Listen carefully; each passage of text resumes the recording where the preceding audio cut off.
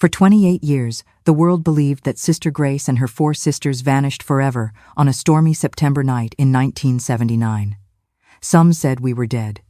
Some believed we ran away with men. But the truth is more horrifying than anyone could ever imagine. I am Grace. I am 70 years old. And today, for the first time after nearly 3 decades of living in the shadows, I will reveal the real reason why 5 young women had to climb over the convent walls in the dead of night and disappear from their old lives forever. This is not a story of shaken faith. This is a story of the devil hidden behind a holy cloth, of dark secrets concealed by sacred walls, of 5 women who paid with their lives to escape hell. If you are listening from anywhere in the world, please leave a comment and subscribe, because there are truths that need to be spread, no matter how they may shake what you believe. There are stories, however painful, that must be told. And this story will change the way you look at faith, at power, and at the price of truth. Prepare yourselves, because what I am about to reveal has been buried for far too long. Since I was a child, I was always a reserved person, preferring to observe rather than speak. My mother used to say I had a keen insight, able to see beyond the obvious. Perhaps that's why I was the only one who noticed the dark events unfolding in that convent. The only watchful eye that noticed the shadow casting itself behind the angelic smiles and daily prayers. I entered the convent at 16, of my own free will, moved by a desire to serve God in body and soul. In the early years, I found exactly what I was looking for. The convent routine provided me with comfort and security, giving every moment of the day a purpose and a connection to something transcendent. The other sisters became my family, united by the same faith. There were only 5 of us nuns in that convent, led by our Mother Superior, Mother Agnes, a strict but fair woman. Havenwood was a small town where everyone knew each other. The convent, situated high on a hill, played a vital role in the community. It was in this context that I met Father Michael, who arrived at the parish when I was in my 5th year of religious life. He was a tall, imposing man, with a voice that resonated with authority at the altar. At first, everyone admired him, but soon I began to notice unsettling subtleties, prolonged glances, questions during confession that overstepped the bounds of what was necessary, touches on the shoulder that lingered longer than acceptable, small gestures that, added up, revealed a disturbing pattern. I realized I wasn't the only one who felt uncomfortable. Sister Sarah, a young woman of only 19, also began to avoid being alone with him. The atmosphere in the convent changed, and joy gradually gave way to an oppressive silence laden with secrets and omissions. Mother Agnes fell ill around that time, a victim of severe pneumonia that kept her bedridden for weeks. Without her protective presence, the convent became vulnerable. And it was precisely during this period that the shadow I had been sensing transformed into something much more sinister and terrifying. Father Michael began to visit the convent more frequently, using his authority to put us in uncomfortable situations. I clearly remember the first time I witnessed something truly serious. I saw Sister Sarah cornered between the bookshelf and Father Michael in the library. He was holding her wrist tightly while her face reflected fear and shame. That night, I couldn't sleep a wink. Thousands of thoughts swirled in my mind. Deep down, I knew something profoundly wrong was happening, something that went against all the principles that had motivated me to choose this life. I tried to talk to Sister Eleanor, desperate for an ally. At first, her response was silence, a wall built of shock and fear that I understood all too well. For days, she seemed paralyzed by the horror of it all. However, as the initial shock subsided, her sharp, methodical mind began to take over.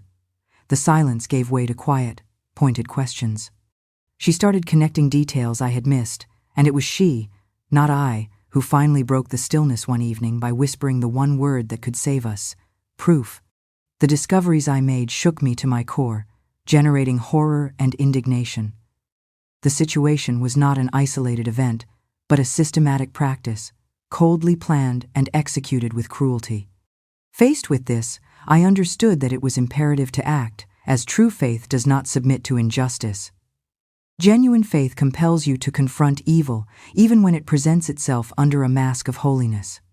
However, I did not imagine that this resolution would radically transform the course of my existence, leading to a disappearance that would last 28 years. I would be forced to give up everything familiar and dear to me, undergoing an irreversible metamorphosis. The St. Mary of Peace Convent was like a bucolic painting with its gray stone walls, its narrow windows, a meticulously cared-for garden, and a small chapel that became even more charming in the early morning hours when fog settled over the town, creating the illusion of being closer to heaven. Our routine was simple and methodical. We would wake up at 5 a.m., pray together, and then each of us would dedicate ourselves to our responsibilities. My main duty was to care for the vegetable garden, in addition to helping in the kitchen. The contact with the damp earth provided me with a sense of deep connection with the divine.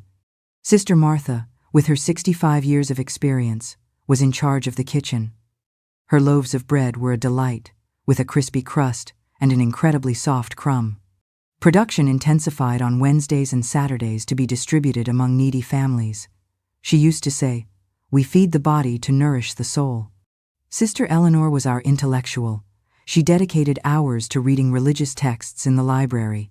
She had an admirable memory with an impressive ability to quote passages from the Bible. She always repeated, "Knowledge is a form of prayer." Sister Joy radiated happiness. She was dedicated to the children in the catechism classes who adored her. Her favorite phrase was, "A sad saint is a sorry saint," pronounced with a contagious laugh. Sister Sarah, the youngest among us, was still a novice, having arrived only 6 months prior to these dark events. Shy and gentle, we had bonded while working together in the garden, sharing a comforting silence. Shy like me, we worked together in the garden, sharing a comforting silence. Mother Agnes was our pillar, a firm and demanding figure, but with a generous heart. Her maxim was, "Discipline without love is tyranny, but love without discipline is indulgence." Our life was dedicated to service and prayer. In addition to our internal tasks, we provided help to the community. The convent was respected and recognized as a refuge of peace and kindness. It was in this atmosphere of simplicity that the shadow began to creep in. Father Thomas, our spiritual guide for many years, was transferred. He was a kind man who treated us almost like a grandfather. We were saddened by the news of his departure, but we understood the situation. Shortly after, Father Michael arrived. I clearly remember the first day I saw him at the altar. His presence dominated the space, and his voice resonated through the walls, strong and clear. Something about him caused me an inexplicable discomfort, but the other sisters seemed positively impressed. On his first visit to the convent, he brought gifts: a book for Sister Eleanor, a statue for the chapel, and seeds for our garden. During the first confession, his questions deviated from the usual and became more invasive. He showed interest in the details of my life before the convent and questioned my impure thoughts. His visits became increasingly frequent, always with some excuse. He needed to consult a book, had questions about medicinal herbs, or wanted to see if we needed anything. Every time he came, a somber atmosphere accompanied him. I began to observe patterns in his behavior, like the way he sought moments of privacy with the younger sisters, the intensity of his gaze, and the way he used his touch.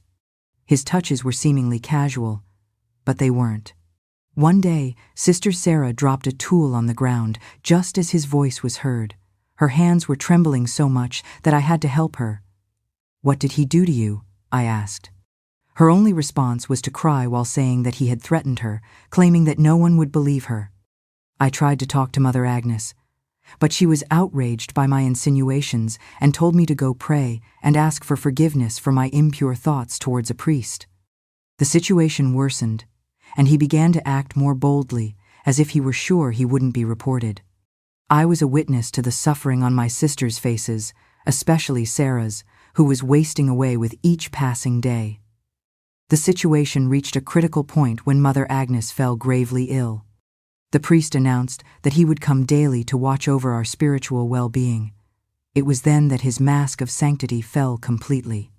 One night I found Sarah huddled in the hallway, her habit disheveled and a reddish mark on her cheek.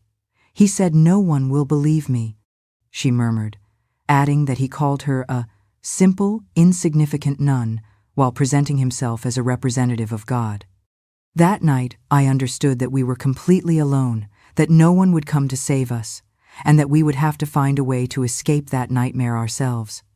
The walls that were supposed to protect us now imprisoned us along with our torment, and the man who was supposed to be our spiritual guide had revealed himself to be a wolf in sheep's clothing.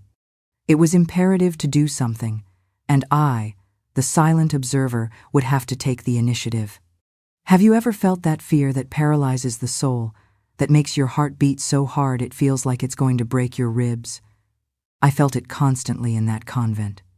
After Mother Agnes's illness, Father Michael proved to be cunning, knowing how to behave so as not to arouse suspicion in front of several people. He appeared proper, but when he managed to isolate one of us, his inner demon manifested.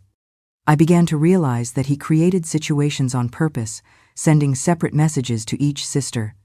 "Sister Sarah, I need to discuss an important matter with you in the sacristy." "Sister Grace, come to the library after prayers." Poor Sarah was the one who suffered the most. Very young, having just taken her final vows, she was too shy to defend herself.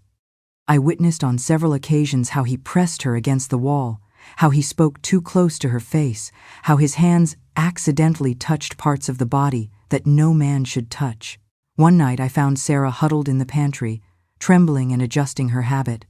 "He says he's my spiritual guide," she whispered, adding that she must obey him and that if she told anyone, she would go to hell. My blood boiled, and for the first time, I felt true hatred. I hugged Sarah and promised to protect her. But how? Who would believe the word of two nuns against a respected priest? I tried to talk to Sister Eleanor. "We have to do something," I said. Eleanor sighed and asked what I suggested, saying that no one would believe us, as a priest's word was worth more than ours. "But what about Mother Agnes?" "She has to know. The mother is very ill, and even if we had the chance, she would side with a priest against the church." The situation deteriorated further when Sister Joy also became a target of his attacks. Before, always so cheerful, she began to become quiet, lose her appetite, and her eyes were now constantly red from crying so much. One afternoon she finally broke down in sobs, telling me that Father Michael had called her for special spiritual guidance and began to interrogate her about her chastity. "The moment I tried to leave," she recounted, "he grabbed my arm with such force that he left a bruise. Something inside me broke. Seeing Joy, once so strong, reduced to that state, it was as if he were annihilating her very essence. I started to pay more attention and make plans to protect the sisters. I tried to make sure none of them were ever left alone with him, inventing tasks that had to be done in a group. However, he noticed my actions and began to isolate me, spreading information among the older sisters that I was showing problems with obedience. Sister Martha began to watch me with suspicion. Father Michael asked me, "Grace, is it true that you have shown rebellion?" My desire was to scream the truth, but I was aware it would be useless. She would never believe me over him. It was then that I understood that words would be insufficient and that I needed proof. I began to observe and meticulously record every detail: dates, times, his words, and his actions. One night, he crossed all boundaries. Sarah came to my room trembling so much she could barely stand. Her face had finger marks, and her habit was torn at the shoulder. "He tried," she whispered, "in the confessional. He said it was a penance, that I had to give myself to him to be purified of my sins." The anger I felt was unlike any other emotion I had ever experienced. "This ends today," I declared. The next morning, under the pretext of needing to purchase special supplies for the infirmary, a task sometimes assigned to me, I was granted permission to go into town. Instead of heading to the market, I went straight to the office of the regional bishop. I waited for 3 hours until they received me. When I finally went in, I felt my courage waver, but thinking of Sarah and Joy, I found strength. I recounted everything, presented my notes, described the incidents, and explained how Father Michael used his authority to intimidate us. The bishop listened attentively in silence, and when I finished, he sighed. "Sister Grace, these are extremely serious accusations. Father Michael is an exemplary priest. Are you sure?" My heart sank. Despite all the evidence, doubt still lingered. "I am absolutely sure," I replied firmly. "I fear for the well-being of my sisters as long as he continues to have access to the convent. I will investigate the case, but I urge you to maintain absolute discretion. A scandal of this magnitude could seriously damage the image of the Church." I left with a mixture of hope and apprehension. I had done everything in my power within the system. 2 nights later, Father Michael showed up at the convent outside of his usual hours, his face contorted with fury. He remained locked in a room with Sister Eleanor for almost an hour. When he came out, Eleanor looked devastated, while the priest wore a triumphant smile. As he passed me, he whispered, "God punishes those who lie about his servants." The bishop told me everything. I was in shock. The bishop had revealed everything, including who had filed the complaint. Eleanor came to my room. "What have you done, Grace?" "You went to the bishop behind our backs." I tried to justify myself, but she shook her head, showing her disappointment. "Father Michael claims you have psychological problems, that you're making up stories. The bishop believed him and now demands that you be transferred or expelled." Reality hit me full force. Not only had they believed him instead of me, but now I was being punished for trying to protect my sisters. "It's not fair," I murmured. "He's hurting you." Eleanor sat on my bed, dejected. "Life isn't always fair, Grace, especially for women like us." The next morning, I was called to the office. Father Michael was already there. With delight, he read the bishop's order aloud, savoring every word of my immediate transfer to a remote convent in rural Montana for insubordination and defamation against a man of God. In that instant, I understood that justice was unattainable for us within that structure. It was then that I made a decision that would transform my existence forever. I would not go to Montana. I would find an alternative, even if it meant disappearing. "We are going to leave," I declared to my united companions, "to flee." The mere mention of that word echoed ceaselessly in my mind, day and night. I never imagined that one day I would be planning an escape from a convent, the place I had chosen as my home. Yet there we were, 5 frightened nuns, whispering in the cellar, surrounded by crates of potatoes and canned goods. Sister Eleanor, always thoughtful, expressed her hesitation. "If we run, we'll look guilty. They'll say we have something to hide." "And we do," replied Joy bitterly. "We have to hide our shame, our humiliation, the fact that the Church has abandoned us." Sister Sarah just sobbed quietly, hugging her knees. Sister Martha, the eldest, remained silent for a long time. 60 years, she said finally. For 60 years, I have served God within these walls. I thought I would find peace in death here. However, now I realize that sometimes God demands sacrifices we do not understand. If it is necessary to leave to protect my sisters, then His will be done. Her words solidified our decision. We would flee together. But how could 5 women with no financial resources, no contacts, and no direction accomplish such a feat? The convent wall was imposing, adorned with shards of glass at the top. The gate was heavy and noisy, and even if we managed to get through it, where would we go? We needed outside help, someone we could trust. I prayed as never before, not reciting memorized prayers, but expressing the deepest feelings of my soul. Lord, if we are doing your will, send us a sign. And He sent it in the most unexpected way. Mr. Miller, the supplier who delivered vegetables to the convent, a simple man of few words and calloused hands, who lived alone on a small farm on the outskirts of town. That day, as I helped him unload the crates, he looked at me differently. "You don't look well, Sister Grace," he commented in a low voice. I was surprised because Mr. Miller rarely said anything more than what was strictly necessary. "I'm fine," I replied with a forced smile. "Just a little tired." He continued to watch me. Forgive my prying, but my late lords used to say I had a gift for sensing when people are troubled." If you or the other sisters need help, you can count on me." My heart sped up. Was this the sign I had been waiting for, or a trap? "What makes you think we need help?" I asked cautiously. He sighed. "My eldest daughter joined a convent up north. She also had problems with a priest." His eyes darkened. By the time she was finally able to tell me what had happened, it was too late. I felt an immediate connection with this man who carried his own pain. "You're right," I confessed. "We need help. A lot of help." In the following days, Mr. Miller became our ally. We exchanged information discreetly through notes hidden among the vegetables. In one of his notes, he told me about a section of the rear wall where the stones were crumbling and a large oak tree grew close, its thick branches extending over the top. "No glass there," he wrote. "The branches will give you cover and something to hold on to. I will leave an old rope ladder hidden in the bushes nearby." It was our only viable path. A plan began to take shape. Mr. Miller had a cousin in the mountains of North Carolina who owned a small inn. The cousin agreed to take us in temporarily. Mr. Ford of Ludav.orgs. Miller would use his savings to finance our journey and the initial period of adjustment. "I can't stand by and watch you go through what happened to my Rosie," he declared with teary eyes. The plan was simple, though full of risks.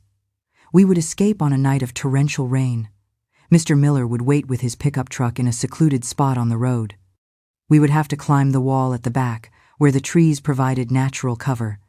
However, before anything else, it was essential to gather essential items. Eleanor managed to get our birth certificates and identification documents from the archives. Joy managed to gather medications. Sarah and I took care of the clothes, aware that we couldn't wear our religious habits, as they would be easily recognizable. Mr. Miller got us plain clothes from a neighbor. The hardest part was deciding what to leave behind. The rosary my mother had given me, Eleanor's prayer book, Joy's small statue of Our Lady, Martha's family photo album. We had to travel with the bare minimum, as Eleanor reminded us, only what is strictly necessary. As the appointed day approached, the fear intensified. What if we were discovered? What if Father Michael found out? "We can still back out," I suggested one night. "I can go alone, to Montana, as the bishop ordered." "Don't even think about it," Joy interrupted me. "If one goes, we all go." That same night, we heard a noise coming from the cellar. Someone was coming down the stairs. We froze in fear, but it was Sister Helen, an older nun who had always supported Father Michael. "I know what you're planning," she said bluntly. My heart pounded. We were lost. To our surprise, Helen took money from her pocket. "Take it. It's all I've saved from doing sewing jobs. Let it help you get started." I was momentarily speechless, alternating my gaze between the money and her. "But why?" I managed to ask. "I always pretended to believe him because I was afraid, because I'm too old to start over, because I'm a coward," she confessed with a sigh. "But you are not. You are young. You are brave. You deserve a chance to escape this hell." In that instant, I understood that we were not the only victims, that perhaps there had been others before us. I hugged Sister Helen. "Come with us. It's not too late." She wiped her tears. "For me, it is too late. But I will pray for you every day." The night before the escape, I couldn't sleep. I reflected on my family, my vocation, on God. Were we making the right decision? "If we are doing your will, Lord," I pleaded in prayer, "please, protect us." The next morning, Mr. Miller left a note hidden among the lettuces. "Tonight, at midnight, it will rain." The rest of the day passed in a whirlwind of suppressed nervousness. We performed our daily tasks as usual, trying not to arouse suspicion. At midnight, when the convent bell tolled 12 times, resonating above the sound of the rain, we took off our habits and placed them carefully folded in the cellar. I looked at my sisters, almost unrecognizable in their plain clothes. We were no longer fugitive nuns. We were women fighting for our freedom, our dignity, our lives. We went out through the pantry, and the rain soaked us in seconds. Joy threw the rope of sheets over the wall. I climbed first, followed by her, then Sarah, Eleanor, and finally, with great difficulty, Sister Martha." In an agonizing moment, I feared she wouldn't make it, but then she reached the top, her eyes shining with a victory that transcended that wall, but which represented all the barriers she had overcome in her life. And then we ran. 5 ex-nuns in the rain. As planned, Mr. Miller, our sole support, was there. His old pickup truck was waiting, discreetly parked on a curve. 3 people squeezed into the cab while Joy and I hid in the back, covered by a protective tarp. And so we left, leaving behind the convent, the town, and the life we knew. At that moment, we couldn't imagine the extent of the journey that awaited us. We had no idea that our disappearance would cause a huge stir, that we would be intensely searched for, and that our names would be tarnished. We didn't know that we would spend 28 long years living in secret, playing out lives that didn't belong to us, carrying an excessively heavy burden.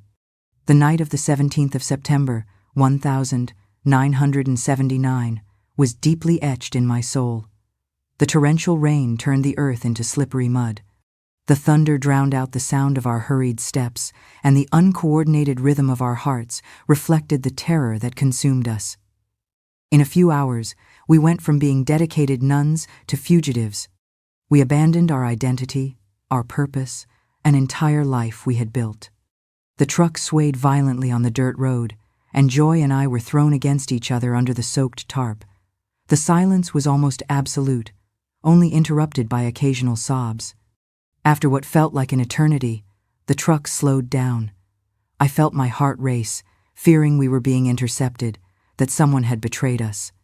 But then I heard Mr. Miller's voice. "We're here, sisters. You can get out." I lifted the tarp and realized we were in a shed. The walls were wooden, there were tools hanging, and sacks of feed stacked up. The characteristic scent of hay and animals floated in the air. "Where are we?" I asked, helping Joy down. "It's an old barn on my brother-in-law's property, Mr. Miller explained. "It's about 20 miles from Havenwood, and nobody has visited it for years. You can stay here for a few days."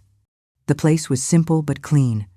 In a corner, there were mattresses and blankets stacked.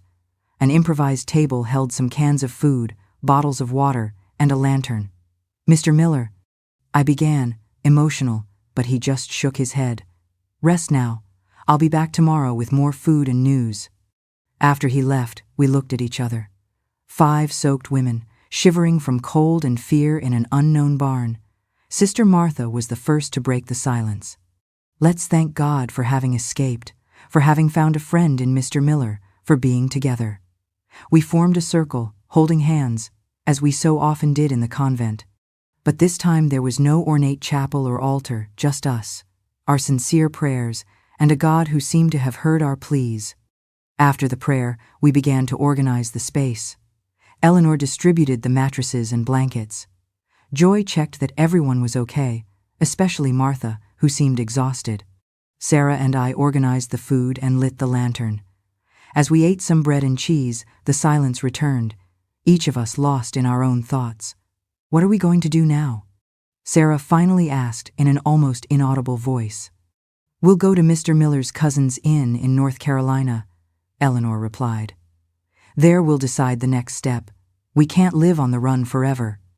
"One day at a time, Sarah," she said softly. "First, we need to get far enough away to be safe." That first night, I slept very little, and every noise startled me awake. After being discovered, I woke up to the aroma of coffee. Sister Martha, always the first to rise, had lit a small stove and was preparing a light coffee. "Good morning, Grace," she said, smiling, offering me a steaming cup. I slept like I haven't slept in years, without fear. That simple sentence struck me like lightning. It was true. Despite the dangers, for the first time in a long time, we had slept without the constant fear of what Father Michael might do. One by one, the others woke up. We shared the coffee and the rest of the bread, waiting for Mr. Miller's return. He returned around noon, bringing more food, dry clothes, and news. "The convent is in an uproar," he said. "They discovered the escape early this morning. Father Michael is furious, claiming you escaped due to conduct problems and spiritual rebellion." "Are they looking for us already?" Eleanor asked. Yes, the police have been notified, and they're searching the highways and bus stations, but no one will think to look for you here. It was then that he revealed more details of the plan. His cousin Sam would come to pick us up the next day with a larger truck and take us to his inn in North Carolina, where we could stay for a few weeks.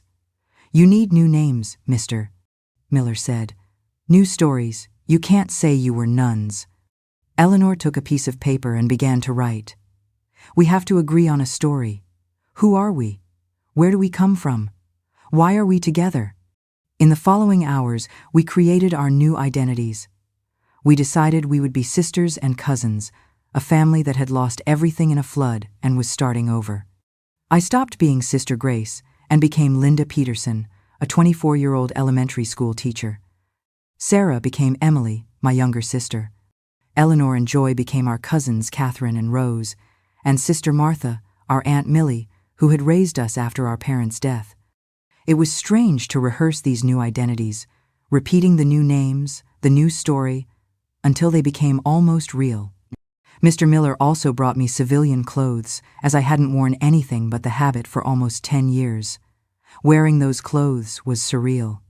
I looked at myself in a small, broken mirror and almost didn't recognize myself. The habit wasn't just a garment, it was part of my identity. "You look younger," Joy commented. "Almost." I swallowed hard. I had never cared about my appearance. In the convent, vanity was discouraged. But now, looking at that woman in the mirror, I realized I was entering a world with different rules. The second night, anxiety about the future took hold of me. We were no longer just fugitives. We were about to become completely different people. I woke up before dawn, startled by a nightmare in which Father Michael found us. I left the barn and sat on the doorstep. The sky was clearing. A thin line of light on the horizon promised a new day. It was then that the full weight of what we had done fell on me. We had abandoned a whole life of devotion. We had broken sacred vows. Tears began to stream down my face. They were not tears of regret, but of grief for all we had lost. "Grace?" I heard Sarah's voice behind me. "Is everything okay?" "Yes," I replied, forcing a smile. "I'm just thinking about the future." She sat next to me. "I'm scared," she confessed. "Me too," I admitted. "But we have each other and we have God. He still hears our prayers." "Even after what we've done?" she asked. "God doesn't reside in the walls of a convent, Sarah, nor in the habits we wore. God is here," I continued, pointing to her chest. "And here," I concluded, pointing to my own. "And He understands what we have been through." Suddenly, we heard the sound of an engine. We became nervous, but we immediately recognized Mr. Miller's pickup, and next to it, a larger truck. "This is my cousin Sam, Mr. Miller's pickup," Miller introduced. "He'll take you to North Carolina today." "The truck is for furniture delivery," Sam explained. "You'll ride in the back, hidden. No one's going to stop a delivery truck. Are we ready?"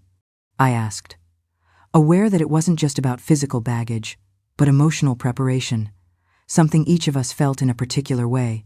Eleanor, determined. Joy, convinced. Sarah, fearful but brave. Martha, calm in her faith. We entered the truck, settling in among boxes and furniture. "Mr. Miller hugged us before closing the doors. "May God protect you," he said with teary eyes. "You are the bravest women I have ever known." The doors closed, enveloping us in darkness. The engine roared, and we began to move. There, holding the hands of Sarah and Eleanor, I felt a strange mixture of dread and relief. Dread of the unknown, relief for finally being free. We stayed at Sam's Inn for almost 3 months. It was a quiet, isolated place, ideal for those who didn't want to attract attention.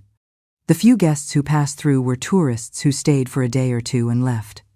Mary, Sam's wife, treated us with a silent respect, never asking for details. One afternoon, as I was helping her hang the sheets, she took my hand and said, "I know you're running from something serious. I don't need to know what it is. I just want you to know that you're safe here." Those words filled my eyes with tears. It was as if someone truly understood our suffering without us having to explain. However, we were aware that we couldn't stay there indefinitely. The inn was modest, and we couldn't continue to live off the kindness of others. Besides, our disappearance had become news. They weren't headlines in major newspapers, but notes in local Pennsylvania papers and on regional radio stations. Nuns missing in Havenwood. Suspected kidnapping, said one. Parish priest of Havenwood reveals fugitive nuns had inappropriate behavior, announced another. I read these news stories in secret, my heart sinking.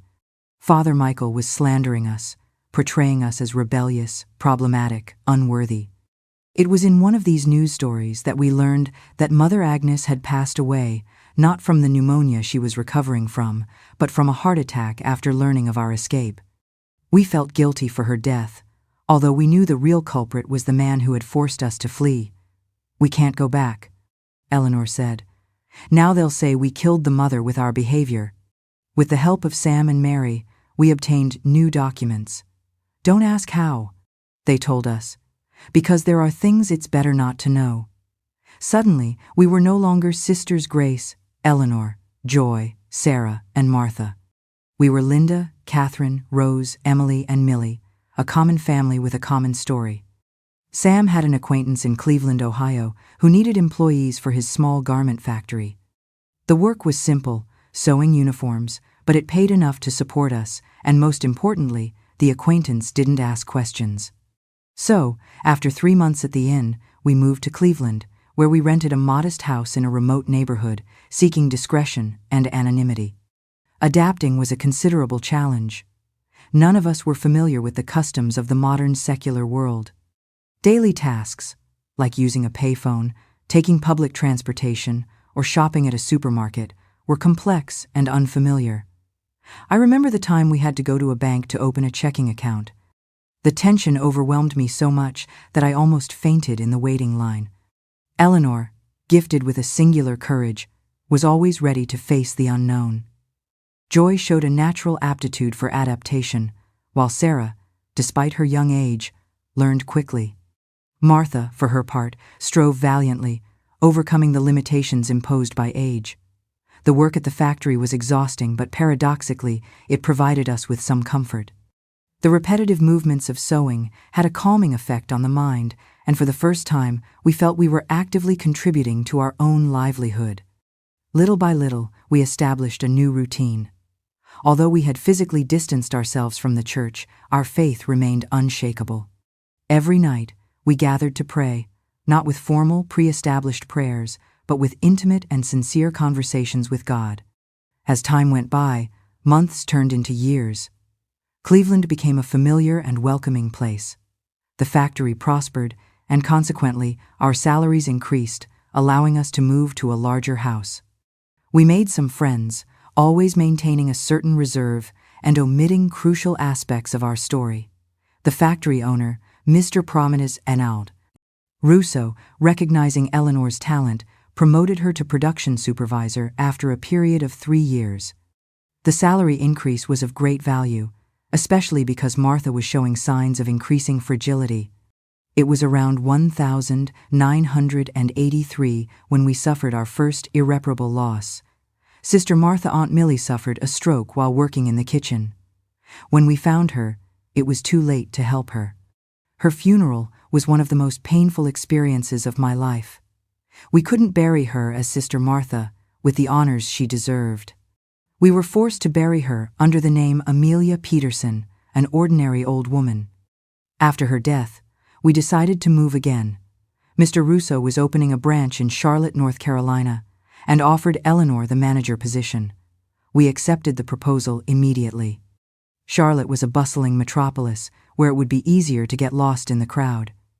However, we were also more exposed to the news and the possibility of being recognized. Our life went on quietly for almost a decade.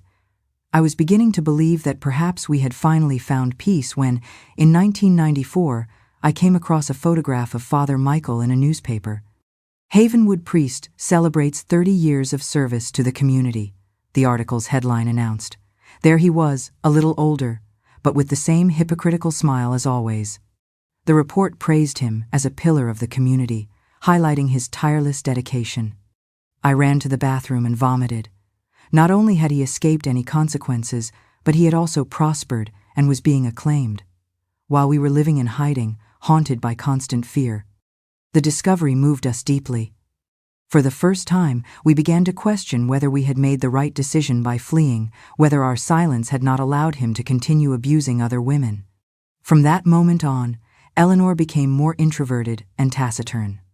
When I asked her what was wrong, she only replied, "I'm thinking about the future, Grace. What will we do when we're too old to work?" In 1997, Eleanor fell ill. At first, we thought it was just a cold, but her health deteriorated rapidly.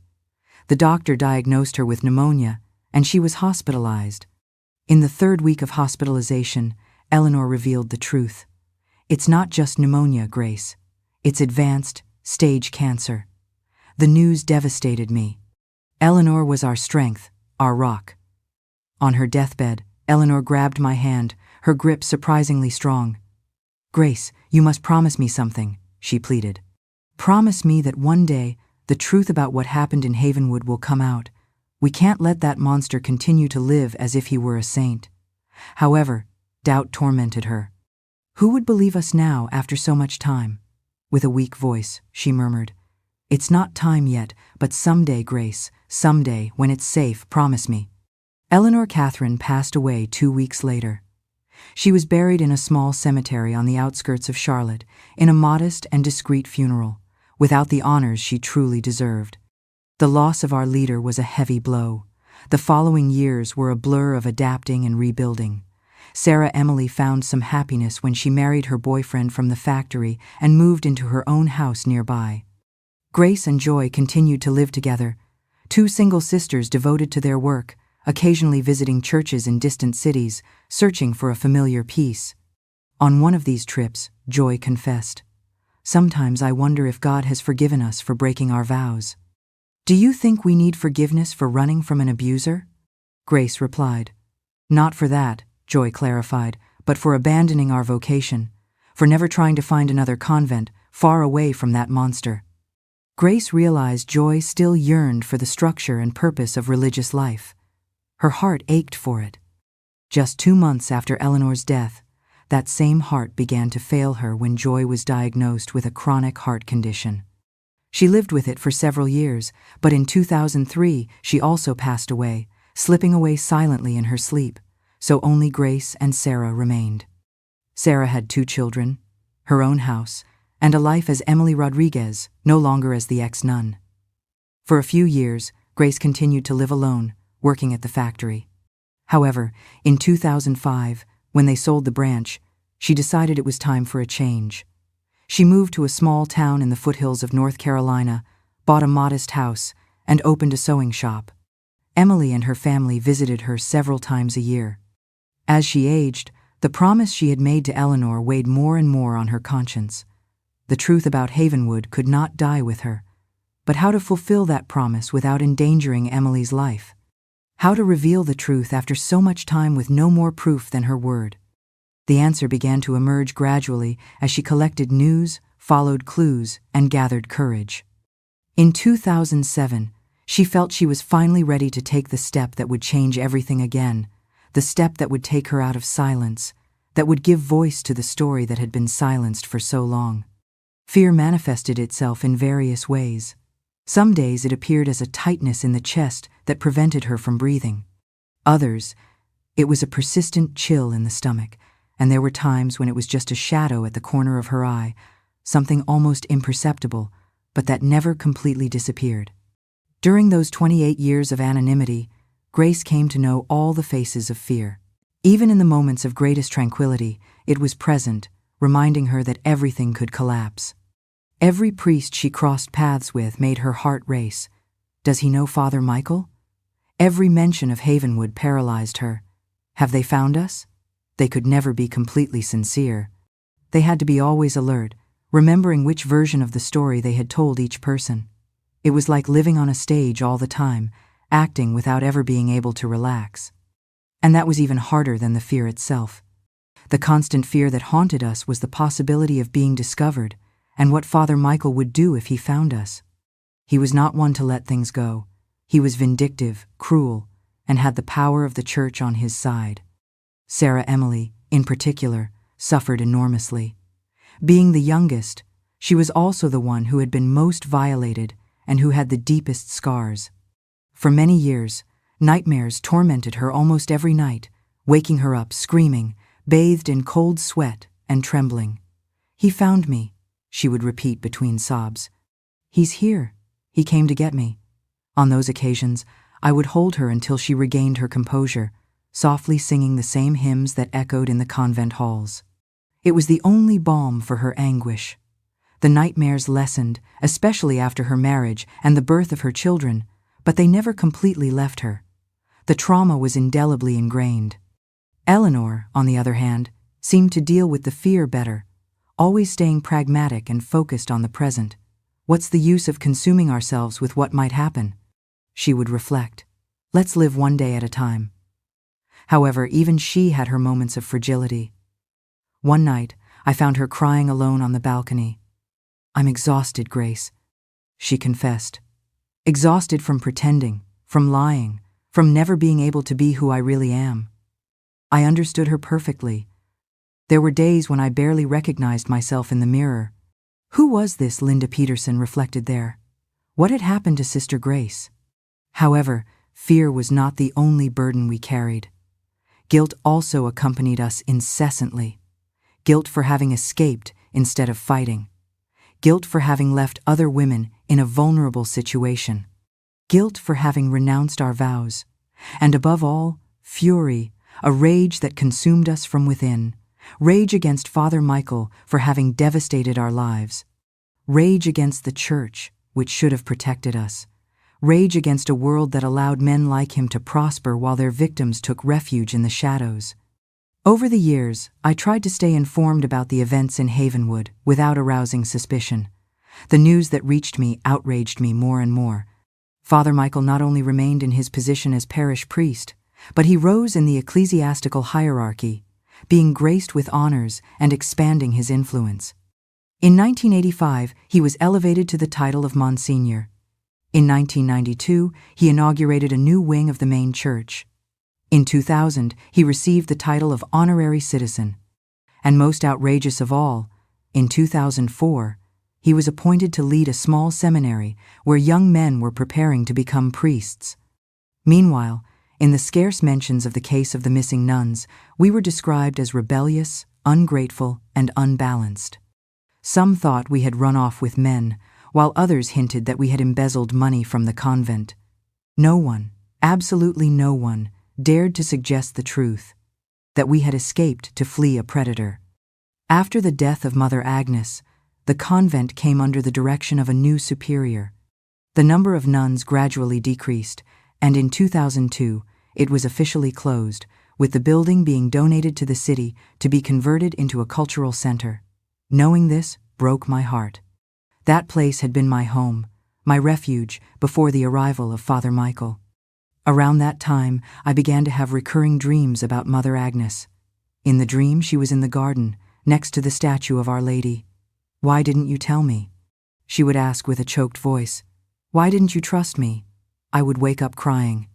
If we had trusted her from the beginning, if we had been more insistent, perhaps everything would have been different. Perhaps she wouldn't have died that way, believing that her nuns had abandoned her. Starting in 2003, I noticed that these thoughts were becoming more frequent. I felt exhausted from bearing the weight of this secret alone, and from witnessing Father Michael's success while my sisters passed away, each far from her home. One night, after dreaming of the Mother Superior, I took the notebook that Eleanor had given me, kept for many years without daring to open it. However, at that moment, I finally removed the lock and looked through the yellowed pages. What I found left me perplexed. Eleanor had meticulously recorded everything, including dates, times, and incidents of abuse, as well as the names of other nuns who had suffered at the hands of Father Michael before us. There were also transcriptions of conversations revealing that church authorities were aware of the facts but chose to ignore them. In the last pages, Eleanor had written a kind of will. "Grace, my dear sister, if you are reading this, it is because I am no longer here. I have documented everything, not for revenge, but in search of justice, not only for us but for all the women who preceded us and for those who may come after. Silence protects the oppressors, never the oppressed. I know you are afraid, and that you think no one will believe us after so much time, but the truth has an inherent strength. I am not asking you to expose yourself to danger.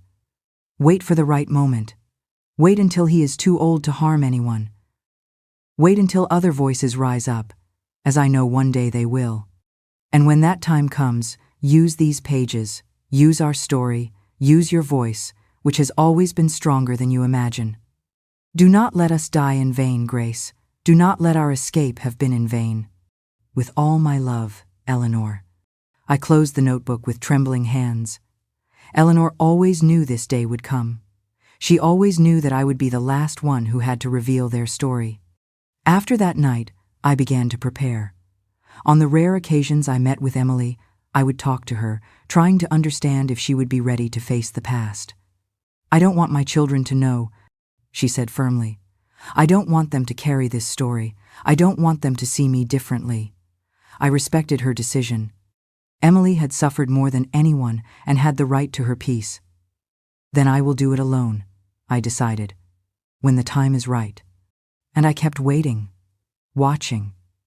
In 2006, I read that the priest, now Monsignor Michael, had suffered a stroke. It wasn't serious, but for the first time, I realized he wasn't invincible. Then, in January 2007, I saw a news story that made my heart stop. A new priest had been appointed to assist Monsignor Michael in Havenwood due to his delicate health. His name was John. I frantically researched him. He was young, about 30 years old, and had been recently ordained after a career as a university professor. He was known for his work with at-risk youth and for his progressive positions. More importantly, in an interview, when asked what had led him to the priesthood, he mentioned that his sister had been a nun and that her example of faith had been an inspiration, even after her premature death. His sister, a young deceased nun. There were no names, no details. It could be a coincidence, but something inside me told me it wasn't. I needed to find out more about this Father John. I needed to know if he could be an ally. If anyone would be able to believe our story, it would be at this moment. It was there that I made the most difficult decision since that fateful rainy night almost 3 decades ago when we climbed the convent wall, to return to Havenwood, to face the past I had escaped from. My real name is not Linda Peterson. I began as soon as Father John closed the door to his office. My name is Grace, Sister Grace, from the St. Mary of Peace Convent. He furrowed his brow, perplexed, and then his eyes widened. The nun who disappeared in 1979? I felt my heart race. There was no turning back. But that's incredible, he exclaimed, pointing to a chair. Everyone assumed you and the others had died. It's one of the great mysteries of this town. I didn't die, I replied. We escaped. We all fled. And now I've returned to reveal the reason for our escape. I'm listening, he said, attentive. I took a deep breath and began to narrate.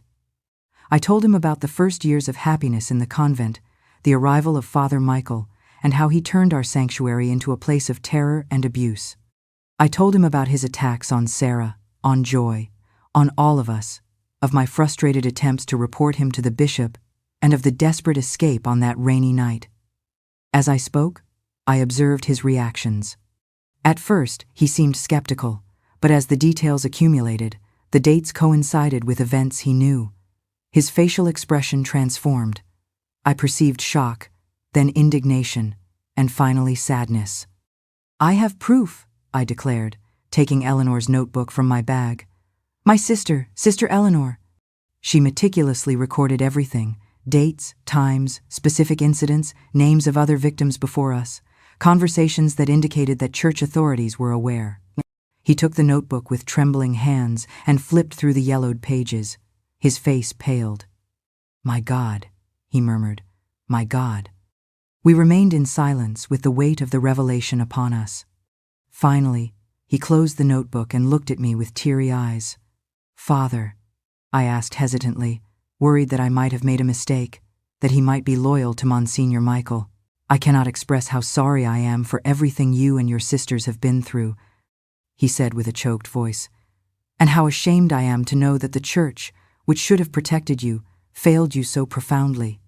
A wave of relief washed over me. He believed me. After so many years of my story being denied, discredited, distorted, finally someone from the Church believed me.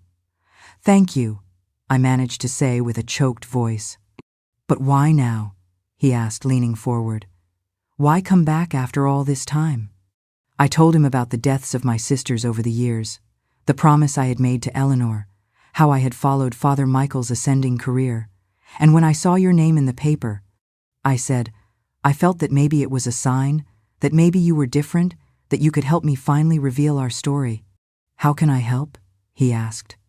I explained that I wanted justice not only for myself and my sisters, but for anyone else Father Michael might have harmed over the years, that I wanted the truth to be known, that our names be cleared.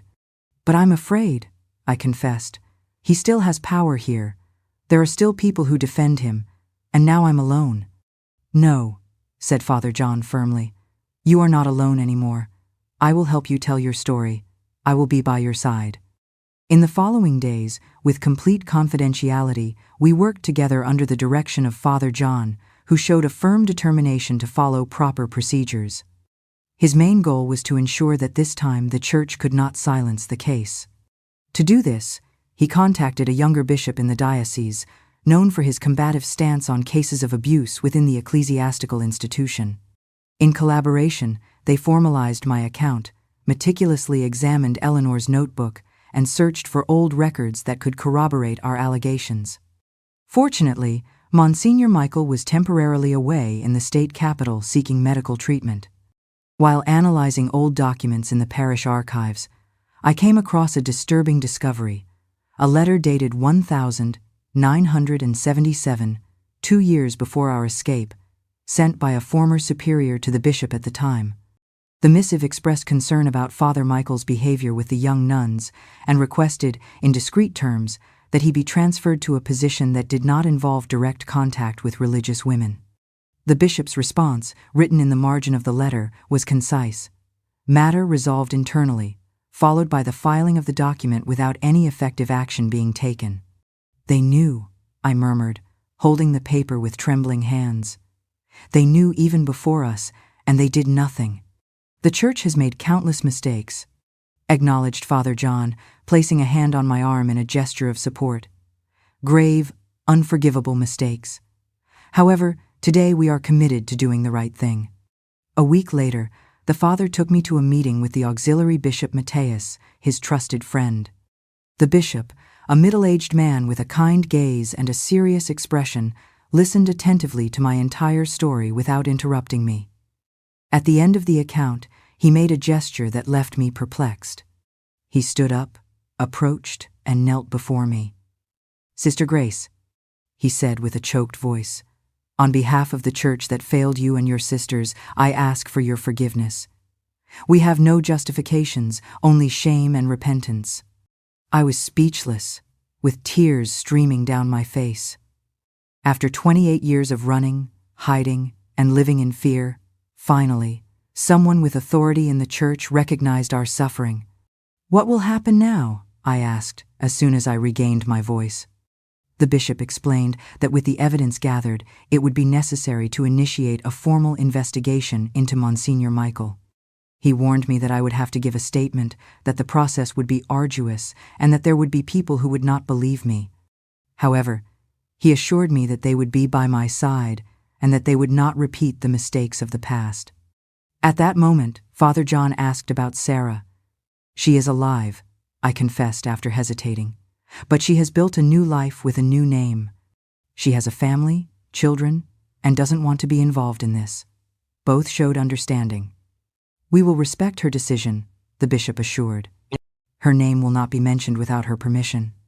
The next morning, the meeting I had feared for decades took place. Monsignor Michael had returned and requested an urgent audience with Father John. Apparently, someone had informed him of the young priest's searches in the old archives. We were in the office, me, Father John, and Bishop Matthias, when Monsignor Michael entered without knocking. He stopped abruptly, showing surprise at seeing the bishop, whose presence there was not expected. Then, his eyes fixed on me. For an instant, he didn't recognize me. After all, I was now a middle-aged woman with graying hair and wrinkles. When I finished narrating the events of that night at the community center, the silence was so profound that you could hear the breathing of each person present. I recounted everything directly and objectively, detailing the abuses committed by Father Michael. After a failed attempt to get help, I initiated a desperate escape and remained in hiding for 28 years under false identities. I spoke of my deceased sisters, Martha, Eleanor, and Joy, who took the secret with them and were buried under names that did not belong to them. I mentioned the promise I made to Eleanor that one day the truth would come out. I made no mention of Sarah. For everyone present, the narrative involved only 4 nuns, not 5. It was a small falsehood inserted into a great truth, and I was convinced that God would understand. At the end of my account, I observed the crowd of faces. Some were crying openly, others showed expressions of shock. A minority, especially those who had known the Monsignor for decades, manifested disbelief bordering on anger. It was Mrs. Teresa Morera, the retired teacher, respected by all, who broke the silence. She stood up slowly and with an audible voice declared, "Sister Grace, I believe you, and I am deeply sorry that no one believed you before." Other voices began to join hers. A middle-aged man shared that his sister had been a novice in the convent before us and that she left suddenly without explanation, never being the same person again, never returning to a church. An elderly woman confessed that she had heard rumors about Father Michael's behavior years ago but ignored them, considering such conduct impossible from a man of God. Now, in tears, she acknowledged her mistake.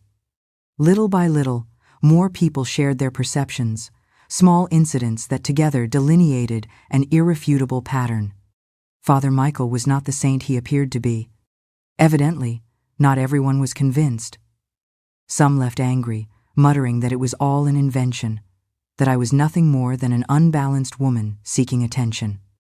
Others remained silent, which was understandable, considering that Monsignor Michael had been a central figure in the life of Havenwood for almost 3 decades. In the following days, the news spread rapidly.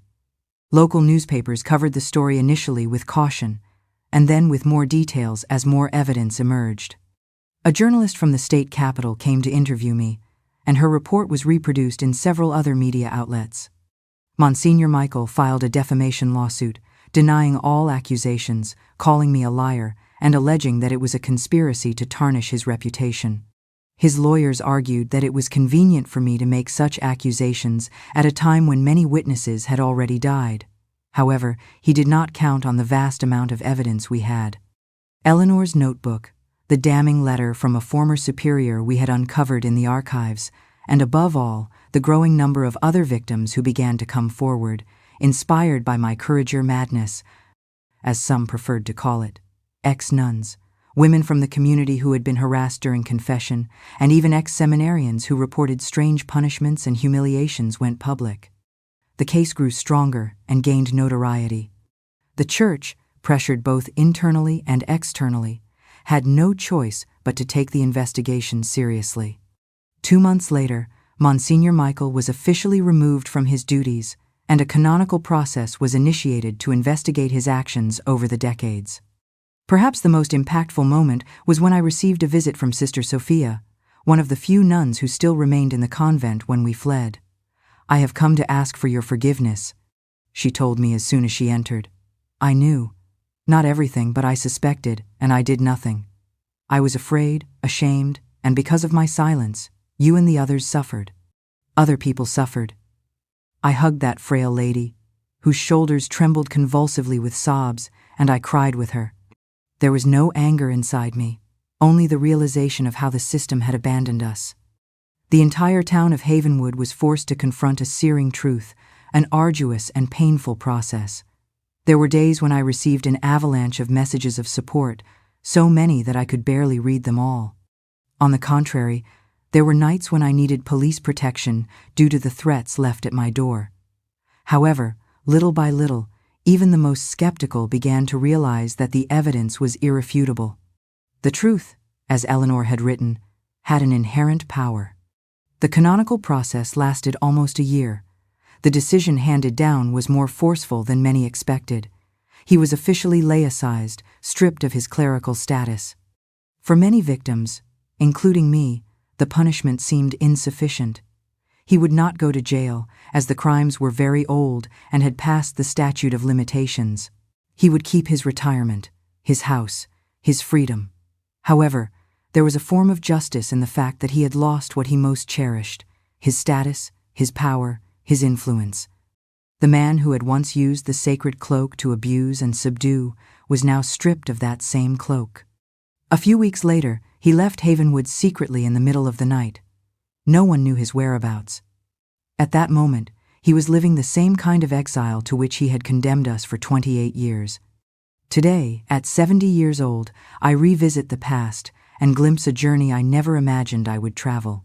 From the 16-year-old girl who entered the convent full of faith to the 24-year-old who fled on a stormy night, through the woman who lived for decades in hiding, to who I am now, someone who has finally found peace with her past. The St. Mary of Peace Center has become the reason for my existence for the last 15 years. From a small, embryonic project, it has blossomed and become a benchmark in the American Northeast. We have psychologists, lawyers, social workers. We help hundreds of women regain their voice, their strength, their ability to start over after abuse. Emily, my dear Sarah, moved to Havenwood 5 years ago after the death of her husband. Her children were grown, and she wanted to spend her last years near me, her true family. She currently works with me at the center, especially with the younger women who see in her a living example that it is possible to build a happy life even after the deepest trauma. Father John is still the parish priest, rejecting promotions.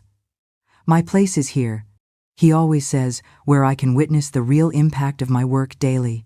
Over the years, we have become great friends, partners in the mission of transforming the old convent into a place of healing. Monsignor Michael passed away in a nursing home in Florida, isolated from everything and everyone. They say he died alone, that no one attended his funeral. I didn't feel joy upon receiving the news, just a strange sense of closure, as if a final chapter had been written. Sometimes when I walk through the center's gardens and look at the 5 stone benches with our names, Martha, Eleanor, Joy, Sarah, and Grace, I feel the presence of my sisters who have gone. I can almost hear Joy's laugh, Eleanor's serene voice, feel Martha's wrinkled hands, and I know with a conviction that transcends reason that they are at peace, that our suffering was not in vain. It is gratifying to know that my story is helping other people find their own voice. Reflecting on this journey, I realize the immensity of what I have learned, and it's hard to know where to begin. Perhaps the most important lesson concerns the essence of true faith. Upon entering the convent, I imagined that faith meant following dogmas, obeying authority figures, and accepting everything without question. It was this limited vision that unfortunately allowed Father Michael and many others to abuse the power they had. Today I understand that genuine faith is infinitely deeper and more challenging. It resides in the courage to doubt when something seems wrong, even if that disagreement is with someone in a position of power. It is believing in one's own intuition, in that inner voice that leads us to the truth. It is having the conviction that God cares more about justice and love than about hierarchies and mere appearances. Furthermore, I have learned a lot about the nature of evil and how it spreads in silence. Father Michael was not an isolated monster, but a common man who was corrupted by power, lack of oversight, and the culture of fear that permeated the church. He perpetuated his abuses for so long because no one dared to speak up, because the victims were silenced, because witnesses preferred to ignore, and because the institution prioritized its own reputation over the truth. That is why I always tell the women we welcome at the center, your voice is the most powerful weapon you have. Use it, even if it trembles, even if at first it is only a whisper. Do not be silent. Another important lesson was about the power of community and solidarity. Alone, none of us would have survived. Together, we found strength, and it was thanks to the generosity of unknown people that we were able to rebuild our lives. Similarly, it was through a new community of support that I was finally able to reveal the truth, finding some justice and peace. No one overcomes trauma alone. No one heals in isolation. We need each other desperately. And finally, I learned about forgiveness, not the forgiveness imposed from the outside, which only serves to silence the victim, but the forgiveness that arises naturally over time as we understand that resentment only keeps us tied to the past. I forgave myself for not having been able to stop Father Michael, for having fled, and for having remained silent for so many years. I forgave the institution that failed us, not to absolve it, but to free myself from the anger. And most importantly, I forgave God. For a long time, I was in rebellion against him. How could he allow so much evil in his house? How could he seem so absent when we needed him most? Today, I understand that God was present all the time in the courage we found to escape, in the kindness of the people who helped us, and in the strength we discovered within ourselves. God never promised us a life without suffering, only that he would be with us in the midst of it. I learned that pain teaches, but it is faith that sustains. The phrase, "Pain can either destroy us or teach us," has become my mantra. But it is faith, not blind faith, but faith that questions, faith that seeks the truth, that sustains us in the darkest nights. Many ask me if I still consider myself a nun. My answer is always the same. I have never stopped being Sister Grace in my heart. The vows I took at 16, poverty, chastity, and obedience, I still keep them in my own way, not out of obligation, but by choice. And as for obedience, I have learned that true obedience is not directed at an individual or an organization, but at the divine manifestation within us, responding to the call of integrity and fairness. 28 years of living in fear have taught me this. Life isn't about avoiding suffering, but about finding meaning in our trials. Every day I woke up during those years in hiding was not a wasted day. It was a day I learned to live true to myself. My friends, if my story can convey a single message, let it be this: never let anyone take away your voice. Do not let silence become an accomplice to evil. And most importantly, it is never too late to seek truth and justice. It took me 28 years to find the courage to speak up. But when I did, I not only freed myself, but also paved the way for hundreds of other women. Today, the St. Mary of Peace Center has helped over 3,000 women escape violence and abuse. Life is the most precious gift we have. Every day is a chance to change, to speak out, to do what is right. Emily, the Sarah of the past, is now a grandmother to 4 grandchildren. She often tells me, "Grace, if we hadn't escaped that night, how could I have the happy family I have today?" That is the meaning of life, not perfection, but the ability to rise from the ashes, to find light in the darkness, and to turn pain into the strength to help others. If you have followed my story this far, it means you believe in the power of truth. Please leave a comment saying, "I believe," so I know you are listening. Like this video if you believe everyone deserves to live in safety and with respect. And don't forget to subscribe to my channel because there are many more stories that need to be told, many more truths that need to be exposed. Each subscription from you is a voice of support for those who cannot protect themselves. My life has proven that it is never too late to start over, it is never too late to seek justice, and it is never too late to believe in love. Thank you for listening. Live true to yourselves, and remember your voice has the power to change the world. God bless you.